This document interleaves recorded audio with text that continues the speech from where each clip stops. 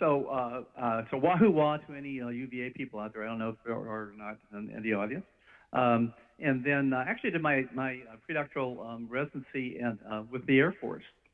So at Wilford Hall Air Force Medical Center in San Antonio, Texas. And then went on to do, the Air Force actually funded me for a fellowship in pediatric psychology, the birthplace of pediatric psychology, okay? University of Oklahoma Health Sciences Center. And then after that, I went on to Dayton, to Wright-Patterson, where we had an internship program, and paid back my 2 years to the Air Force for funding my fellowship. And then since that time, I lied, there's not just one slide.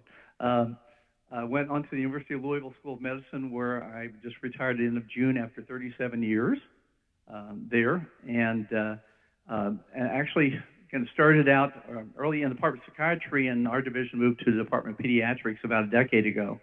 So I've been in both camps. I love, one of my favorite things is this picture right here. I looked like that. I actually did have a mustache. The orange jacket I ditched somewhere along the way. But have had a wonderful 37 years with developing an internship program, fellowship program at U of L, and some people seated here today were actually products of our training program, which is, if you hang on long enough in the career, you really get to feel like a grandparent. A parent and then a grandparent, okay? And I had to throw this one in here. So part of my partner in crime activity has been with Dr. Bill Cronenberger, who actually was a young, wet behind the ears intern applicant who did not select our program for his internship, came to IU, they tainted him, but then took a job at U of L in the psychology department, and then we began to kind of collaborate and work together with practicum students, and I got some money and had Bill come do consults at the hospital for a couple of years, but then IU lured him back. Okay? But Bill said at that time, no, this isn't the end of our relationship. And for all these 30-plus years, we've had typically a weekly phone call, quarterly visits to each other's sites, and a lot of collaboration, as I'll talk about with our some of our activities here. Also, I just want to throw a word out for those of us who consider ourselves in the specialty of pediatric psychology. This lays down some of the principles of Division 54, which Bill and I, we've been members probably since the beginning. Going to small meetings in Gainesville, Florida. Now we've got huge meetings all over the country. But again, for our medical colleagues, just that understanding of kind of the background that we do both in our academic work and our training and our research and so forth that really allow us to work with children, primarily with chronic medical issues or injuries or developmental kind of issues. But I think it's important to understand how we're different than the mental health kind of variant of our profession. That's part of our background, part of our pedigree, but definitely I think as pediatric psychologists working in medical centers and children's hospitals as we do, it's been fascinating to see the growth of our specialty. So I want to talk first about what the impact of chronic illness is on kids. I used a few examples here. One are youth with IBD, and some of the updated research show that about over half of kids with inflammatory bowel diseases have some form of psychological maladjustment or maybe criteria for psychological diagnoses. Depression's pretty prevalent in up to a quarter of the kids, anxiety disorders and quarter plus, as you can see. Also associated with significant adverse medical and emotional outcomes such as increased functional disability, which is a big focus of what we do in pediatric psychology, getting these kids back to functioning. Depression and also physical symptoms such as more frequent bowel movements in kids with IBD. Looking at the issue of parents, the rates of parental psychological distress and greater family dysfunction are higher in families of youth with IBD when compared to healthy controls. So we had that kind of domino effect of the impact on the whole family system. Again, we can look to the specialty of endocrinology and pediatric diabetes, but 2 in 5 children and adolescents with diabetes have some criteria for some form of mental or behavioral disorder. And compared with children and adolescents who don't have diabetes, those with diabetes, it's almost a 2-fold prevalence of these conditions in kids. Chronic pain, that's an area that's grown exponentially, as we got Eric Scott here from Michigan who runs a pain program there and anesthesiology. But we know that kids chronic pain report a lot more anxiety and depressive symptoms compared with parents or other reporters. Both parent, caregiver, and patient reports of anxiety and depression are associated with increased child functional impairment. I thought the other finding that was interesting, though, is the fact that there's a discrepancy in the parent's perception or minimization of child pain versus the child's report of pain. That issue really kind of leads to a lot of psychological distress, you know, in clinical presentations with this population of kids. What are the factors that impact on chronic illness in terms of the psychological impact?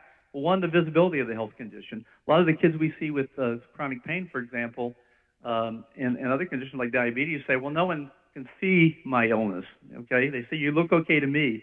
I hear it so often, why can't you do this? You look fine. You must not be that bad. So both the visibility of the condition can have an impact, life-threatening versus non-life-threatening conditions, or those uncertain conditions, especially with newly diagnosed conditions like in oncology that we see. Sensory motor impairments are significant in terms of just mobility, and then neurological and learning-related issues have a significant impact. I'll share some data in a little bit in terms of just some of the kids we see in our chronic illness coping program that having repeated a grade in school often is a major factor on whether or not they go on to complete our program. And I think a lot of these kids, and now with COVID and with a year off from formal education, we in our specialty are faced with real challenges in terms of how those kids are catching up. I heard a story on NPR on the way up here yesterday that basically the principal of an elementary school talking about how she thinks it's going to be years to catch some of the kids up who were basically on virtual instruction for a year. Virtual, or I should say no instruction for many of them. And again, for family and caregivers, how much demands are placed on them financially in terms of logistics of managing your child's illness. The ability to participate in important developmental experiences, which is a big part of the program that we've developed at the University of Louisville in terms of just what is the impact of being put on the shelf. As I say to parents, you can't put adolescents on the shelf and hope they jump back into it when they're 19 or 20. We've got to have those developmental experiences now. And then the issue of parental coping, parental mental health, and parental functioning, single parenting demands, for example. All these things are major components of what impacts on the child with a chronic illness. Kind of a busy slide, but if you look at this, mainly this is looking at the fact that we have social factors, such as school attendance, school performance, limited social interactions. We have the fact that we have environmental factors in terms of family attitudes and behaviors, family adjustment, the psychological factors that are individual to each child, and then the physiological factors of their specific disease. All of these basically having a role in determining the level of functioning and the quality of life for kids with chronic illness. So parents play this critical role in the child's ability to adapt to living with a chronic illness in terms of the child's emotional functioning and their ability to participate in activities of daily life, which is a key issue we see. So that's so important to address with chronic illness. Parents of children with chronic medical conditions commonly report things such as increased stress, anxiety and depressive symptoms, the financial impact. I think I've worked a lot with, in the past with our cystic fibrosis clinic. CF is one of the most expensive diseases to treat over the course of a lifetime. And some of these families, again, are met with significant psychological and financial burden. And lastly, family conflict. Involved with Alexander Quittner, who was actually on the faculty in Bloomington for a number of years and has been in Florida for a number of years. But one of the first things I collaborated with her on was the role relationship changes in families when the child was diagnosed with CF. And it was kind of amazing the impact in terms of just how the role of the parents changed, other family members. I remember sitting with a family with a young adult getting a lung transplant, and she was the youngest of 5. And the family wanted to have a family session with me talking about what it was like growing up after she was born and how that impacted on the family. So parent psychological distress is recognized as a risk factor for poor outcomes in youth with a variety of chronic medical conditions. And there's some well-documented literature with cystic fibrosis, with cancer, with spina bifida, and of course with chronic pain, as I mentioned. So the parents really are a factor in determining how the child adjusts to chronic illness. Lastly, siblings. So probably the most neglected group with regards to these issues, but definitely are more prone than teens without a sibling with a chronic illness, more internalizing problems, more externalizing behavioral issues, so more acting out, and then more or less positive self-attributions than their peers with who don't have a sibling with a chronic illness. Older siblings and siblings of children with life-threatening conditions probably carry more of a burden and have been found to be more at risk for psychological issues. And that's, our colleague Tanya Palermo does some of the major work with chronic pain. It's one of her illustrations, but looking at this kind of family-level variables, the parent variables, and then how these impact on the child's access to normal developmental experiences, and then looking at the individual child variables and the child's perception of self and of others in that support system, which I think are so critical. I really do think a family and a parent-focused approach is so often needed, and I'll get into what happens when we go to a Zoom world when we have mainly digital access to people with parents' participation.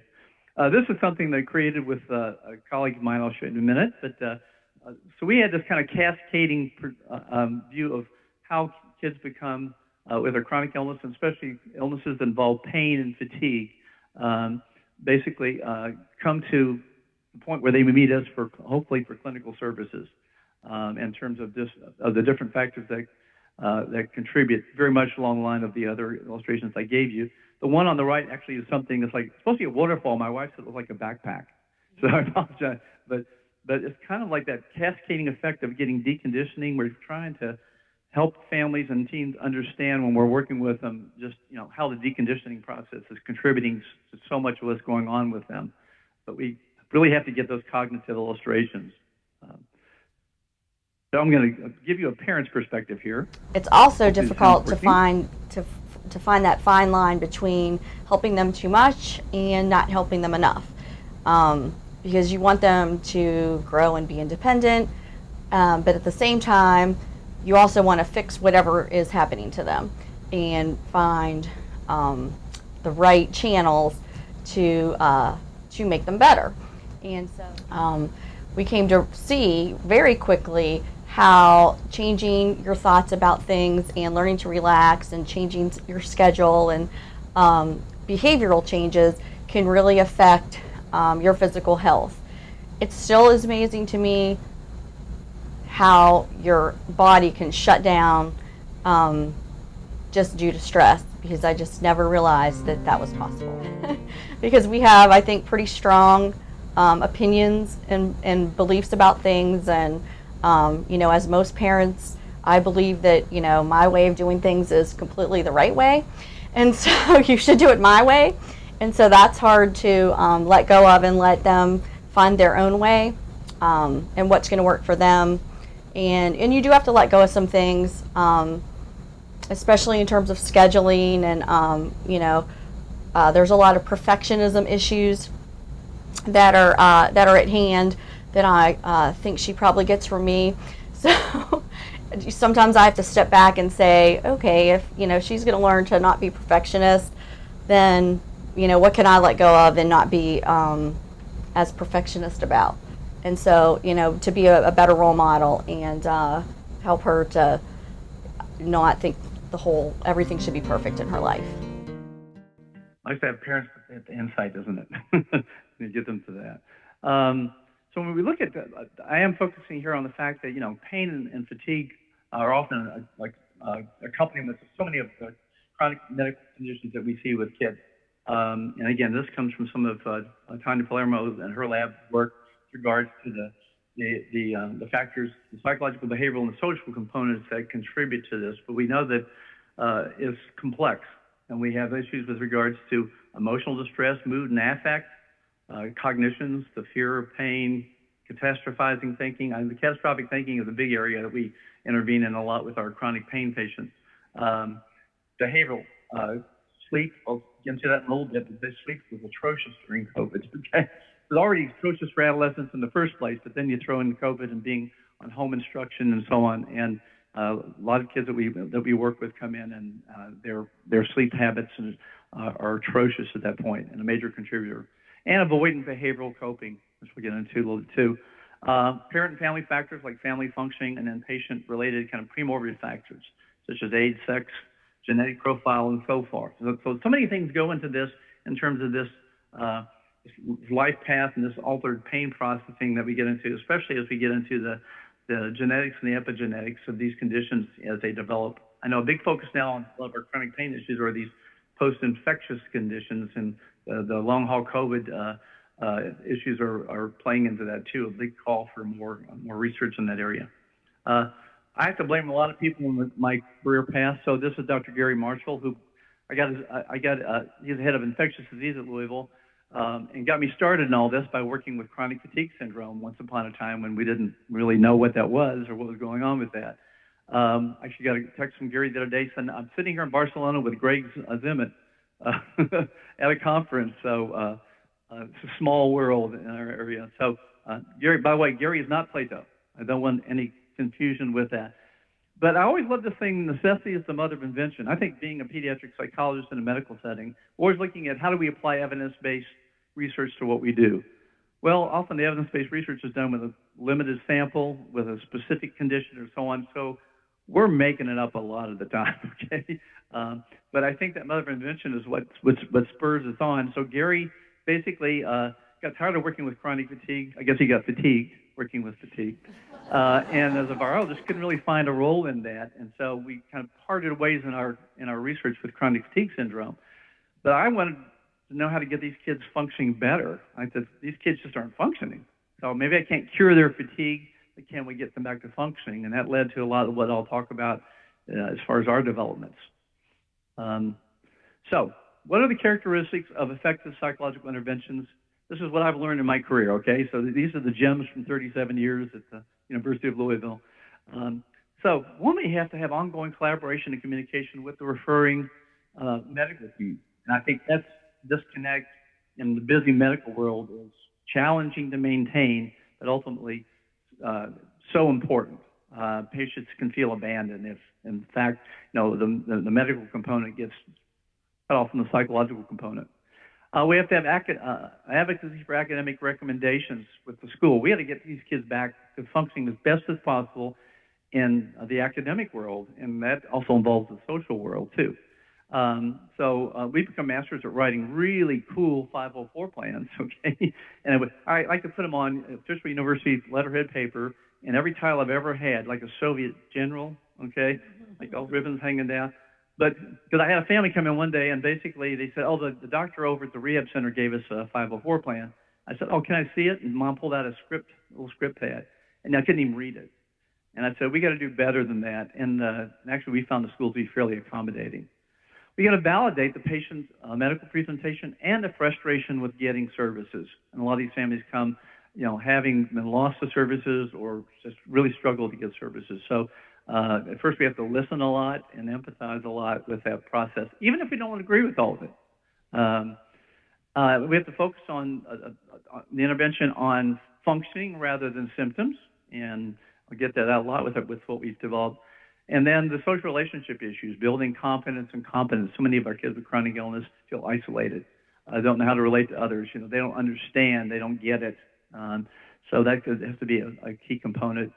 And cognitive and behavioral skill development is a critical part of that. This isn't just talk therapy and tell me how you feel or how the week went, but this really is working on skill building. And then importance of addressing co-occurring anxiety, depression, and other mental health conditions. Increasingly, the kids we get referred, they have a co-occurring condition. Most of them are fairly anxious or have mood issues.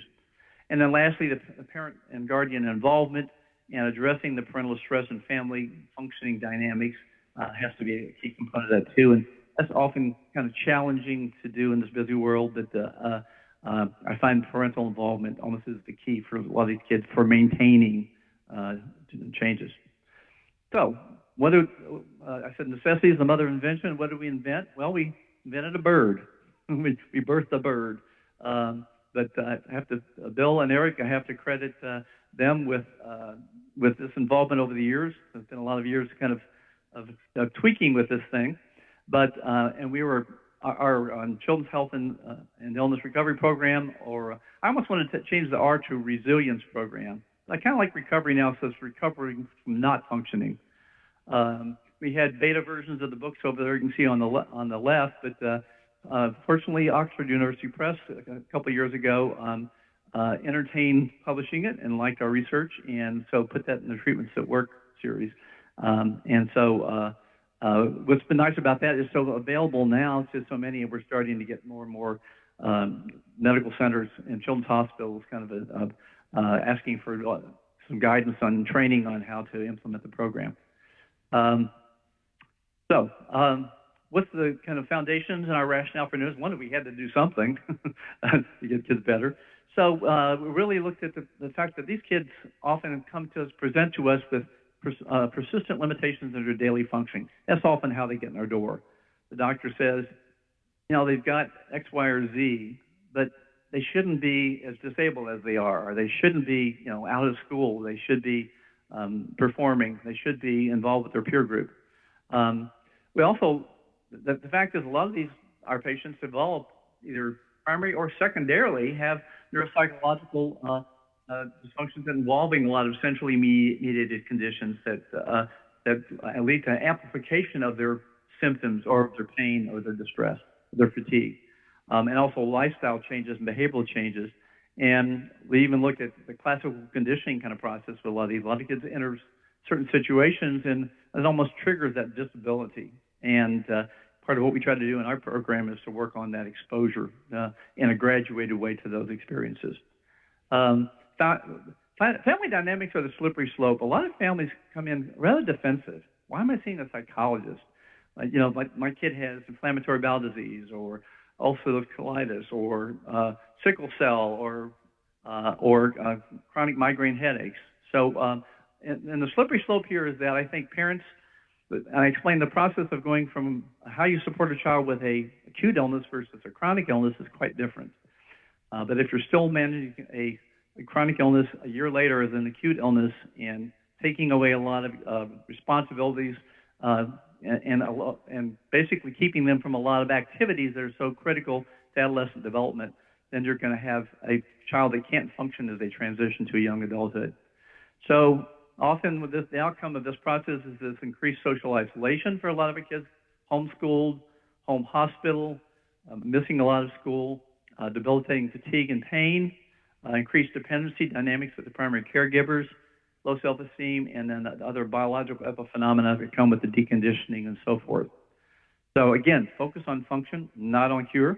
This is kind of our roadmap. We show them at our first session. I'll talk about two components to CHIRP. We first started out working with teens and parents more individually, and in some family sessions and individual sessions.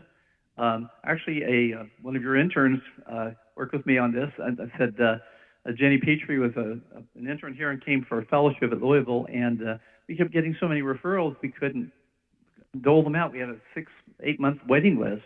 She said, well, why don't we do them in a group? Duh. And so we started doing them in a group, and lo and behold, we found out that half these kids would come in socially phobic.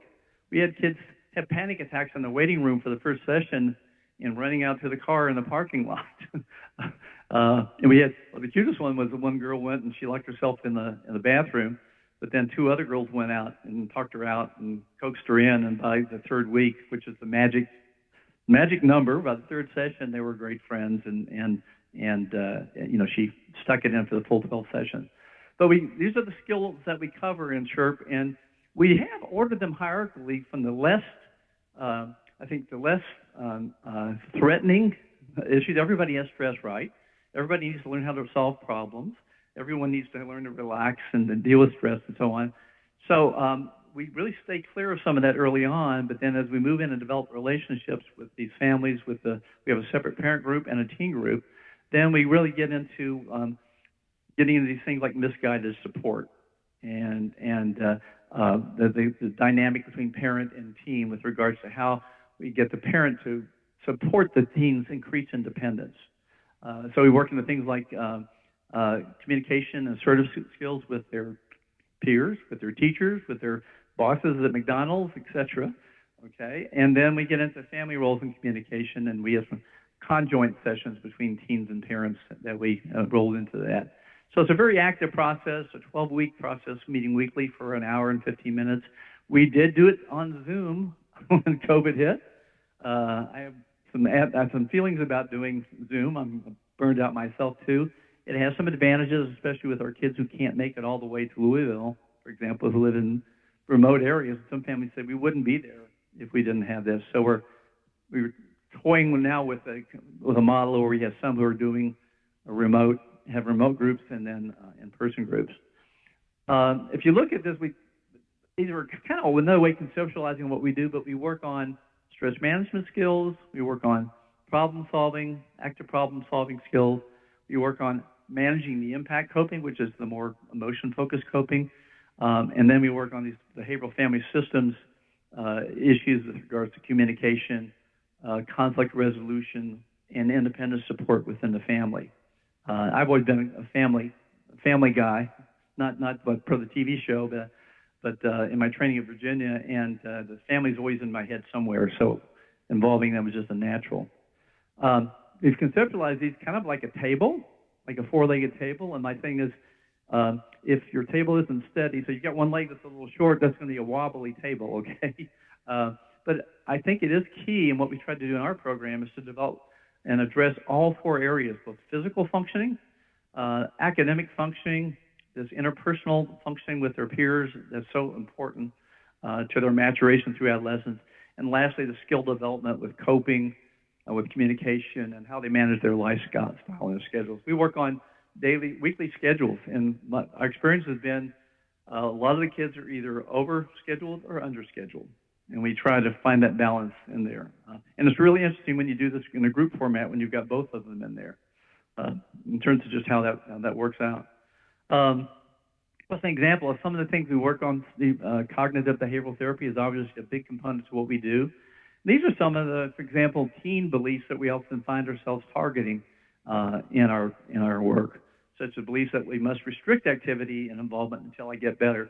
Well, I'll go do that when my pain goes away. Well, no, what can you do with your pain? Those who work in pain know so well. Self-image issues. I love the one about pleasing others here. One girl in group one night, and this is an all female group. We have it balanced at different times, but there are only teenage girls in this particular group. And one night she raised her hand and says, "I know what's wrong with all of us. We're all people pleasers. We want everybody to be happy with us, and we want no one to be unhappy with what we do or what we say." And I say, that's exhausting. How do you do that? But I thought that was really interesting because that was a dynamic that was really coming out in the group discussions. And then with the parents, again, their own set of other kind of beliefs that we try to target in terms of just some of the things that they do that may lead them to, that's a slippery slope. I think undermining the teens' ability to participate in experiences that will help them feel more competent and confident. And so I think some of these dynamics and beliefs on parents' parts are what we need to target. The number one thing, and I know this was supposed to be for parents, but misguided support. I think that like sometimes I get really upset and angry, and I'll kind of tell someone a way like that I will need support, but knowing that that would be the absolute worst way of them supporting me. Like, I'll just sometimes when I get upset, like, I'll just be like, "I just want everyone to leave me alone. I don't want anyone to talk to me."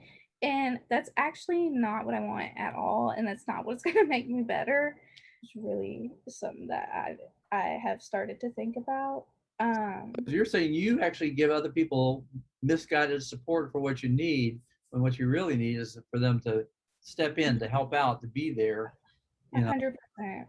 I am a very independent person, and I try to be very independent, and so I definitely tell people to help me in ways that will not help. But I think that's also with me kind of being scared for asking for help Mhm. because I was always so independent, and I think that this group has also helped me change. And I think maybe my mom a little bit too, because when she will kind of help, like kind of push me to ask for help from her, but not really offer it completely when she knows I need it. And this group has definitely helped me a lot on just asking for help. At the end of the CHIRP, we typically ask if they want to make a video. Sometimes they'll make it in a group individuals. This is when we're doing it all Zoom. So I thought she had some interesting perspectives on that, on how to get her needs met and how they communicate about in family. And then just kind of looked at some of those kind of family dynamic issues. Again, I talk about the slippery slope because I think parents have been blamed a lot. And I think, fortunately, I haven't had to raise a child with a chronic illness. You know, I got lucky. But from that standpoint, trying to empathize with a parent in terms of what fear, what anxieties they have, that natural instinct to protect, but when does that become problematic when we look at it? And so we look at the overprotection, that dynamic, misguided support. These are the parental behaviors that inadvertently either lower expectations or apply excessive pressure for rapid change. I often find divisions between parents. We had one family come in, we're doing more individual CHIRP, and the dad had never come. Finally got him there for a session, and you could tell he was not really happy about having to be there. And so basically, and his daughter had chronic fatigue, fibromyalgia, and I think hypertension, chronic hypertension. Anyway, his issue was he said, I just think we need to kick our butt and get her back in school and doing more things. And his was very much just, just the tough approach with it. And mom was doing a lot of nurturing. Also, happened to be an older sister who's away in college. This is the last kid at home. I think it played in some other dynamics in the marriage at that time. But again, looking for how that support may be misguided. For the communication patterns, working on that, one family came in with our dysfunctional negative versus positive alternative communication patterns, and they printed them on T-shirts and came for a family session, which I thought was cute, but they were pointing out all the negatives to each other on the T-shirts. And I said, no, that's not what you're supposed to be doing with it. Let's get this right. T-shirts are cute, but you're missing the mark. And then the attributions, dependence issues, and so forth, and that social isolation and avoidance issues, all how the family dynamic issues can play into that. There was one plus side of COVID. Our psychology interns were kind of stuck not being able to see patients and telehealth hadn't been approved and set up, whatever. We have a little video series we got a grant to develop. So we have and they named this the YouTube channel Chirpy Carter. I didn't name it that. Okay, but they did a nice job in videos that go along with our training program. Welcome back to your weekly CHIRP Challenge videos. Today we are talking about problem solving. As we talked about in CHIRP, these are the steps to problem solving. Step 1, identify the problem. Make sure the problem is not too big or too broad. State what the problem is so you know what you need to solve. So now we'll walk through an example problem and an example of how to use the steps. So for example, if our problem was, my teacher isn't giving me enough time to make up my work. It's planned. We did that with my parents. Eric, what are you talking about? Never mind, we'll just talk about it later. Okay. Hey, Ms. Paget, I noticed that I have a 0 in for the assignment that we turned in yesterday. You do. Yeah, and I remember, like with my 504 plan, that if I miss because of my medical condition, I'm supposed to have like 2 extra days to turn stuff in. And yesterday I actually did miss because of my medical condition. That's why I didn't turn it in. Oh, okay. Thanks for letting me know. I had forgotten that you had the 504 plan in place. I think we're both still adjusting. Still pretty new. Kind of new. So your CHIRP challenge for this week is to be assertive at least one time and then write about it in the assertiveness log that we've given you. Have fun. Not bad actors, you know. So they were stuck, in the clinic with nothing to do, and they did a nice job with these. And Eric, the young man, they were a little reluctant. But we got his permission to do this video. Which, by the way, all the video I'm showing today, we have consents for using. I really appreciate the families being willing to do that. So keeping us honest, we have to be evidence-based focused, and I'm going to run through some of these a little quickly. And if you have any questions, talk to Bill Cronenberger. He's my stats guy. Okay. But you know, over the years, one thing I've loved being in an academic medical center setting is there's that push and support for, you know, how can we take what we're doing that on a clinical level seems to be working, but how do we quantify it and how can we validate it? And it's a long process, and I'm a clinician primarily. But some of our clinical outcomes we looked at in terms of our first groups, keep in mind, a lot of our first groups that we met more individually, our first patients and families met with, we saw them individually and with family sessions for the 12 sessions and collected the data.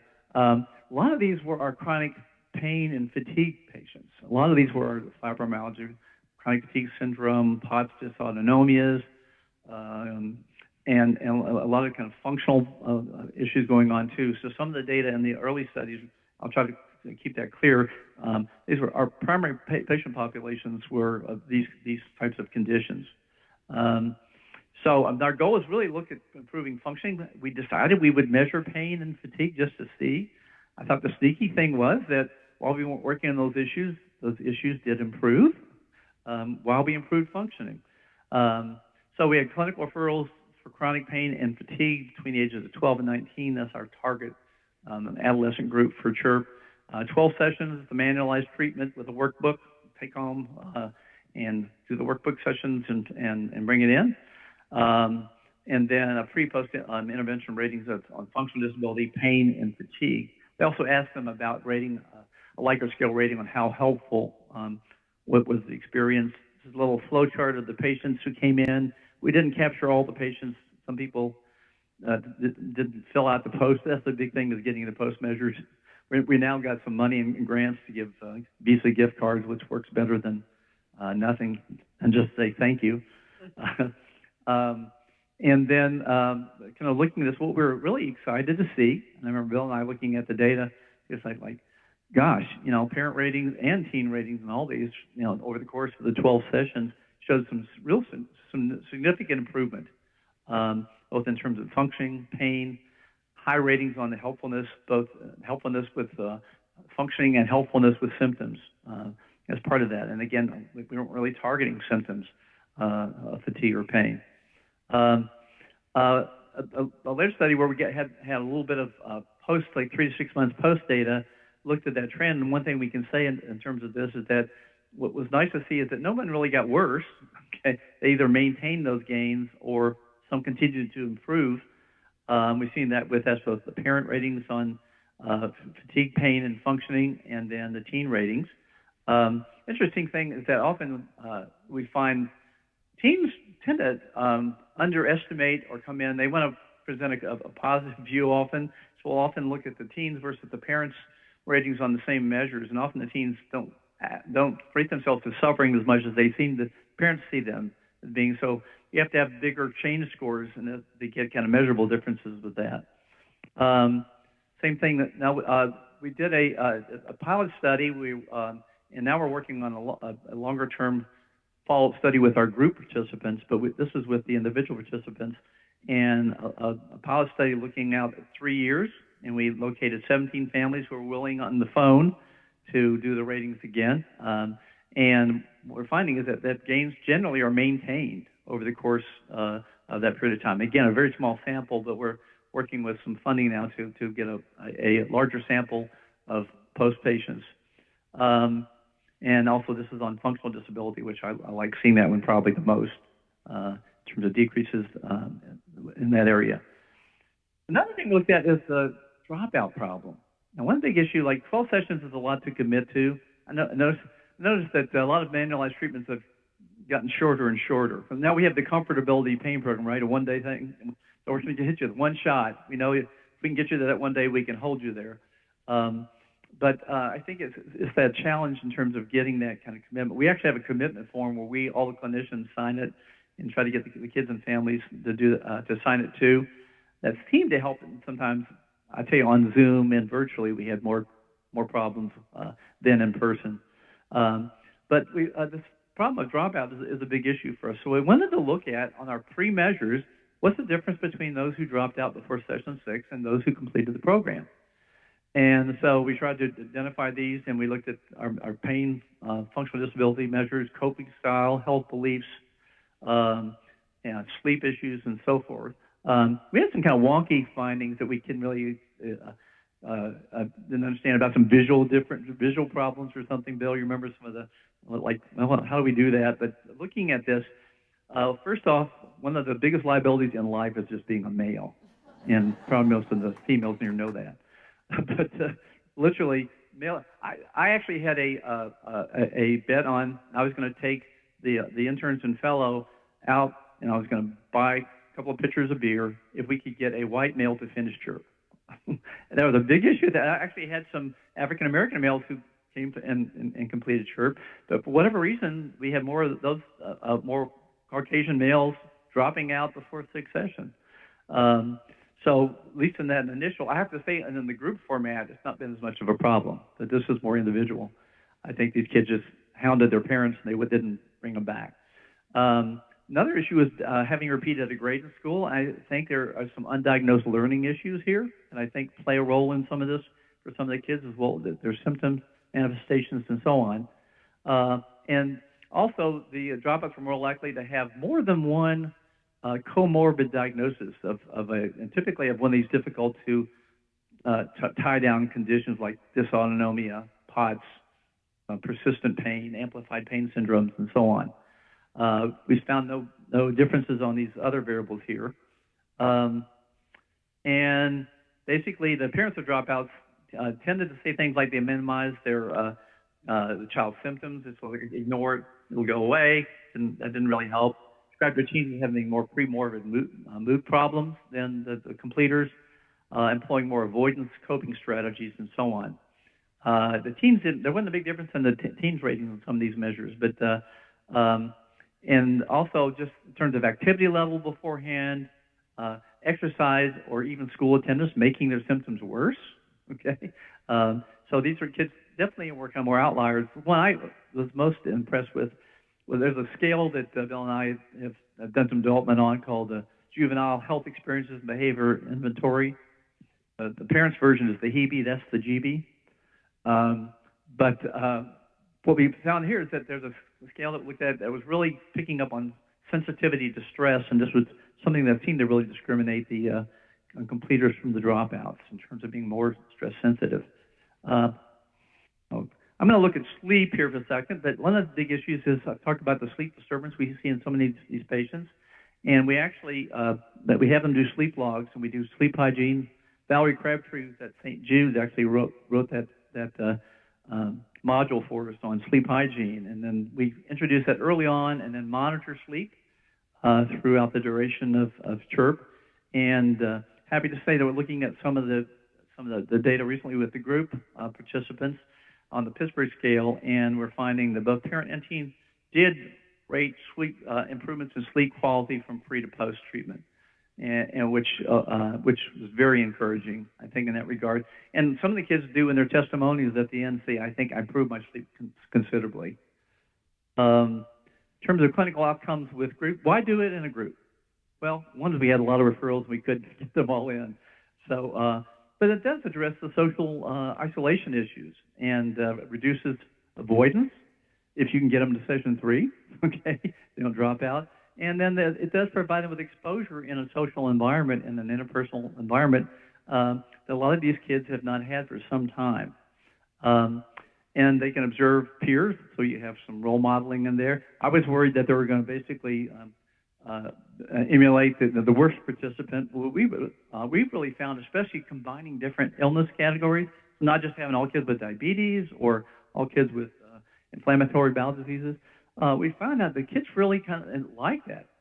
Gosh, I've got IBD, but I never thought it would be like to have cystic fibrosis, which we can only do one at a time in a CF group, in a group because of the infectious risk. So it can do role play, rehearsal, and also attendance. It seems to be kind of better than we had a lot of people in individual sessions, canceling for 2 or 3 weeks, disrupting the process.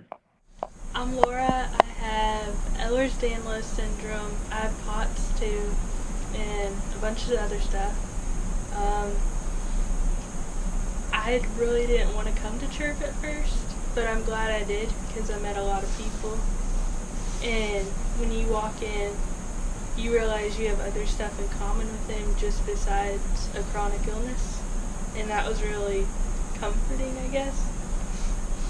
And my favorite thing that I learned was the diaphragmatic breathing because it helped with my anxiety a lot and helped me get back to normal life. Hi, my name is Noah. I have abdominal migraines, and CHIRP, it was amazing at first. I really didn't want to go. My mom had to drag me here, and finally, and then like after the first session was really boring, but the next ones, the rest of them were so much fun. And I cut him off there. So again, we do the initial kind of clinical interview and the 12 session, 75 minutes. We keep it pretty tight. People to drive across town to get there or something, and then we want to get them home for homework and everything else. We have a separate parent group, teen group, and then the teens. The parents, by the way, made us start a parent group. The first group we did, parents in the waiting room, said, "This is silly. We're sitting out here. We need something for us." So ever since then, we've done parent groups, and we're trying to work on developing that. And then we get pre and post data collected initial and at week 12. These are some of the measures. I'm running out of time, so you can go get to see the slide. But just this is data we're actually in the process of now putting together for publication. But as you can see, both parent report in terms of functioning, impairment, and health-related quality of life, so very favorable changes over the course of the 12 weeks. On the quality of life, both in all four domains, physical, emotional, social, and school functioning, significant improvements. Teens do better, not quite as, again, that thing of rating themselves functioning probably better than they are a lot of times. They have farther to go in terms of making those significant changes, but in these areas also improved. The only two on the subscales of the PHQL were on physical functioning and social functioning. And I think some of these kids, the social skills we work on in the group are helpful. Take a while to concretize when they can do them out in the real world. And so the social relationships issue are a big one for us that we're really starting to target even more. So when I talk to people about my illness, it's like back then it was like a time I didn't like doing that. I was like afraid of like telling people I'm a diabetic. But now when I gain this confidence, like, well, I guess it's better for them to know so they can help me if I was ever in trouble or anything. So I continue to do that just to let people know, hey, I'm a diabetic. It's nothing contagious or anything. You shouldn't be that worried about it. But just it's good to always have people knowing so they can like check up on you, but not like constantly. Just that helped me, become a better coping with my diabetes.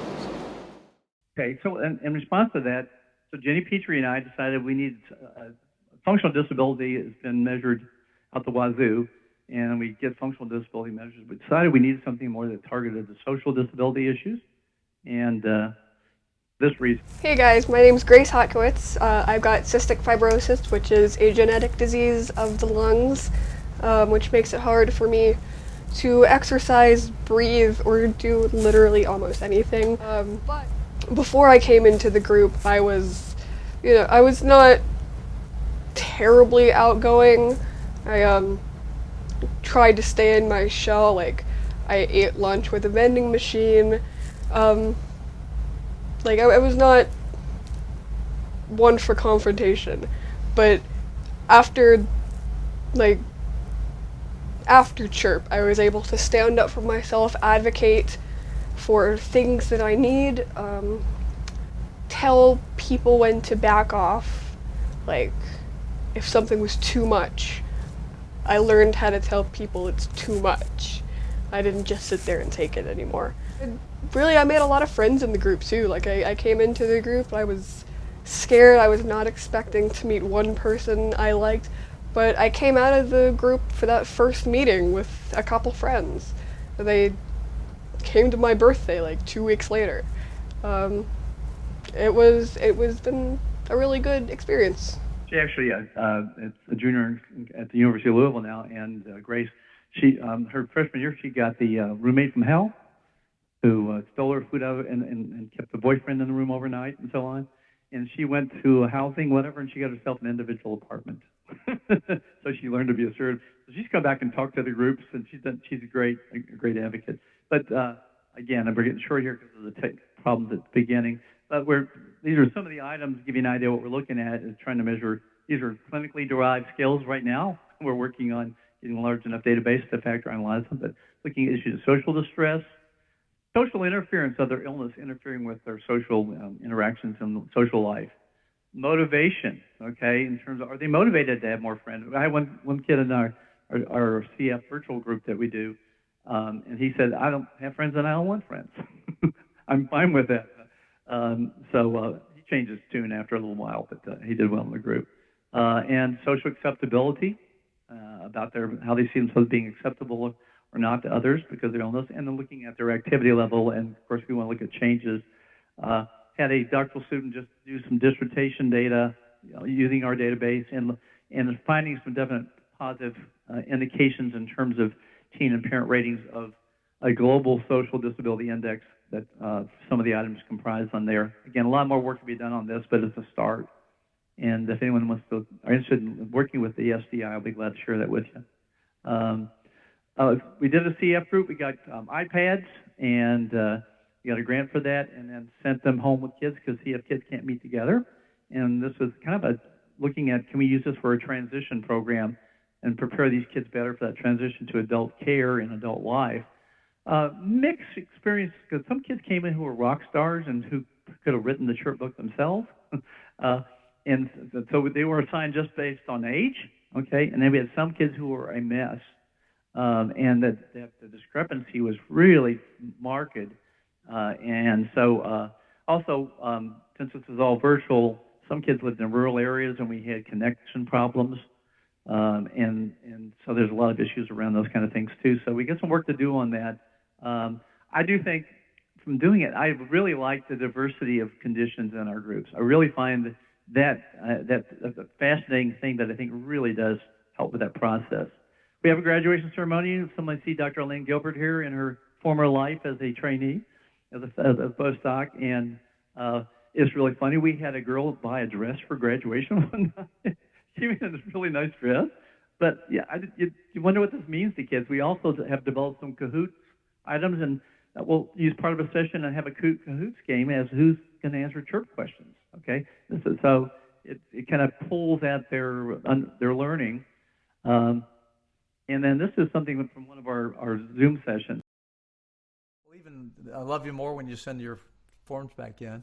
One thing I wanted to mention that kind of just occurred to me is that prior to this, we were told by his neurologist that he needed some stress management training, and we ignored it. We thought, we can do it, we can help him, and finally, after 3 years of not being able to help, we were told about you. Okay.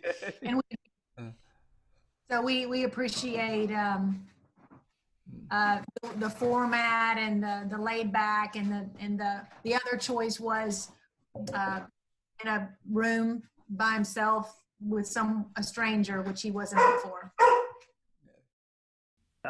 Current and future, we're looking at, we actually got a grant, and we're doing, we have Visa gift cards, so we're doing a 2-year follow-up of group participants who've been out 2 years from CHIRP. So when we look at that long-term, we need more clinical trials. We could use a randomized trial, and so I think we have a lot to do in terms of more development with it. I think we need more components for parents, and that's what I'm looking forward to, developing it. And actually, Oxford has entertained the idea of doing a separate parent workbook for chronic illness. And then the more people are inquiring about CHIRP, more web-based training. We've got some videos that we use in the sessions, but we need some for clinicians too. So last time, one more thing, as a consult liaison is my other passion, and is Kris Kullgren sitting here with me, and we work together on this handbook last year. We need to find more ways of how do we parcel out this stuff out with regards to our consultations in hospital as well as in specialty clinics and so on. I know that Eric uses components of CHIRP in his chronic pain program in Michigan. So, but I didn't appreciate this comment. So, from my colleague, my co-editor, and then so basically after this showed up and I shared this about the 98 years of the three of us retiring, so Kris said, crazy that the other docs are retiring after only a few years. So, and these guys keep me centered, family and kids in retirement. That's probably the most fun, is having that time with them. I want to thank all the teens, families that have participated and given us permission to use their videos and their data, and also my trainees, who some of them are here today, with regards to their helping us with that process too. So, sorry about going over a little bit.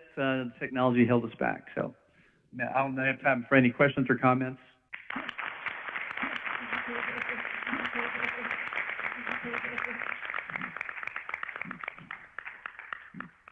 Thanks for the great talk, Bryan. I was wondering if you could talk a little bit about how you select patients or participants, and who's kind of in and who may not be a great candidate for some of these groups. Because I imagine there's a lot of demand for it, but you may not be able to take everybody.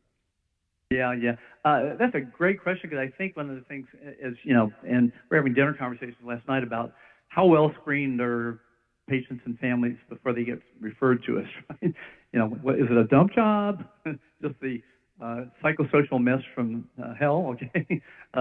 Or if they really use good judgment in making that referral. We do a clinical interview during COVID. We did via Zoom with the parent and with the teen, and we go through kind of a list of questions that we had. We want to make sure that we'll often call families that were referred, and I get them on the phone, and they'll say, "Oh, I didn't know Dr. Schickler referred us. What's this program?" And some families actually ended up coming after that, but some physicians do a really good job of preparing them. Others don't. And I think those initial interviews just are helpful. We've done a lot of them virtually. When you get a group and you may get 20 referrals, and you're going to end up inviting well, maybe 10 or 11 will say they're going to come, and then when you come to that first session, it's often about 8 families. Ideal size, I think, is about anywhere from 5 to 7. It gives them more time to interact and so on, if I could pick it. So the process is not as elegant as I'd like it to be, but definitely the key thing is that the referring physician can convince us that this child is not functioning at the level that they should be functioning with their illness type and severity and so on. And it's very much kind of a clinical judgment thing. I fortunate to say that we haven't gotten any, like train wreck cases too much. We had one more in our CF group because they were there just based on age, and they're all supposed to get this for transition. And we had, one case we had to report CPS. So, but beyond that, I think it's worked fairly well. Other thing I will say is the kids have really been nice to each other. We haven't had any kids that are like bully or pick on another kid or say demeaning things or hurtful things. And I've been really impressed with the level of sensitivity that all these kids had with that.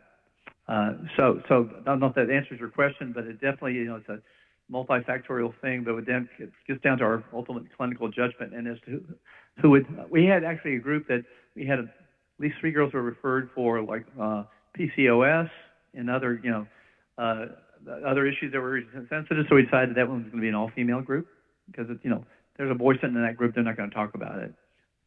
So we make some clinical judgments like that too. Love it that you're measuring the sleep outcomes. And I'm curious whether you feel like the sleep improvements were due to sleep modules versus the overall program. And partly the reason I'm asking is because at least in the insomnia world, there's this sort of feeling that sleep hygiene is not sufficient.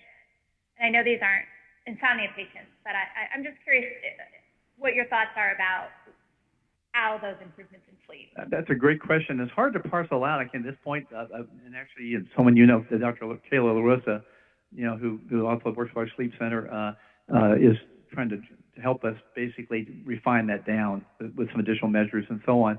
I think it's tough. We introduced it early on because we know it's a big issue for so many of these kids. Then we start doing the sleep logs, and we kind of monitor that because it doesn't change overnight, obviously, right? And I wish we had more kind of long-term sleep log data quantified. We use it more clinically. But I do think there's some value in the other structured things they learn in terms of their lifestyle management, and stress management and so on that have an impact too. So it's hard to tease those out.